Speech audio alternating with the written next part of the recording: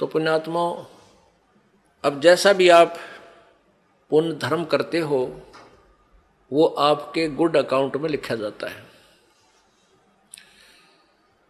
जब तक आप परम संत पूर्ण परमात्मा की शरण में नहीं आते तब तक आपके जो पुण्य डिपॉजिट भी होते हैं वो भी काल यहीं बर्बाद करवा देता है। आज जैसे द्रौपदी के ऊपर यह तो आपत्ति टल गई और फिर केवरानवटी हुई, हिमालय में जाकर गड़ गए, राज्य भी गया, कुछ नहीं रहा, फिर नरक में डाल दिए गए। अब हमने यहां केवल इतना ही लेना है कि आप यहां परमात्मा के चरणों में आए हो, आपका प्रथम उद्देश्य ये हो कि मेरा जन्म मृत्यु का रोग कटे, क्योंकि आप जी ने असंख्य जन्म हो गए यहां जन्मते और मरते को। कभी राजा भी रहे, कभी आप रानी भी रहे और फिर भिखारी बनकर भी घूमते रहे। अब कहीं पर भी आपको स्थायी स्थान नहीं मिला। जैसे आपने पुण्य किए तो आप स्वर्ग चले गए। स्वर्ग क्या है? ये एक होटल है, एक रेस्टोरेंट है।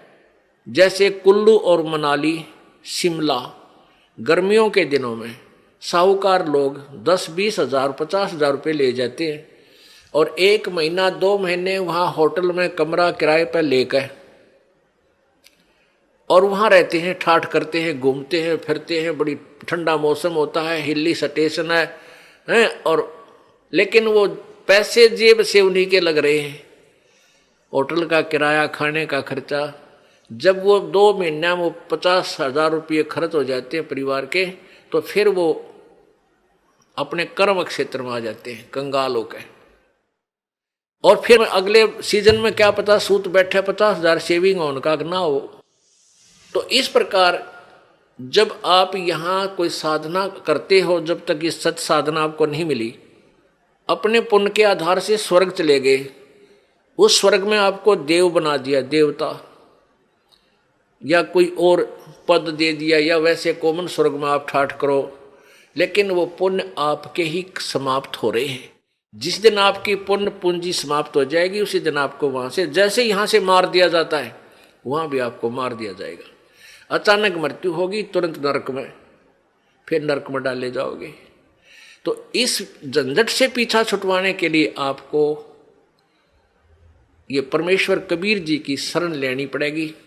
और इन नकली कबीर पंथियों संतों से भी आपका काम नहीं चलेगा, क्योंकि उनके पास यथार्थ भक्ति विधि नहीं है, परमात्मा का यथार्थ ज्ञान नहीं है।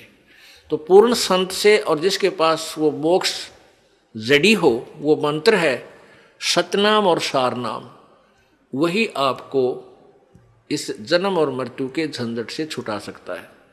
तो वो जड़ी इस दास को परमात्मा ने दे रखी है। आप अब शिक्षित समाज है, पढ़ा लिखा एजुकेटेड जो है ना पूरा समाज हो गया है, बहन बेटी भाई। अब आप इस तत्व ज्ञान को जो दास आपको बताता है, जो परमेश्वर ने इस दास को बताया है, सदग्रंथों में विद्यमान है, इसकी तुलना करो आपके गुरुजियों के ज्ञान से और फिर देखो वो अधूरे हैं या पूरे। टोटली इनकम्प्लीट पाओगे आपको, सारे नकली कति टोटली पूरे पृथ्वी पे। आप इस बात को अभिमान मत समझना, इसको तत्व ज्ञान समझना, ये सच्चाई समझना। अभिमान नहीं करता ये दास, क्योंकि अभिमान तो वो इंसान करे जिसका कुछ अपना कोई योगदान हो। ये तो परमेश्वर कबीर जी का दिया हुआ ज्ञान है, दास को उन्होंने बुद्धि दे दी और आपको बता रहा हूं समझा के, इतना ही मेरा योगदान है। तो किसी के पास भी पृथ्वी पे आज मोक्ष मार्ग नहीं है, वो केवल इस दास के पास है। और आप भी इसको ग्रहण करो और अपने जो भी आपका साथी है, बहन भाई है, मित्र है, रिश्तेदार है, उनको भी समझाओ और ये नाम उनको दिलाओ, कल्याण करवाओ। बोलो सतगुरुदेव।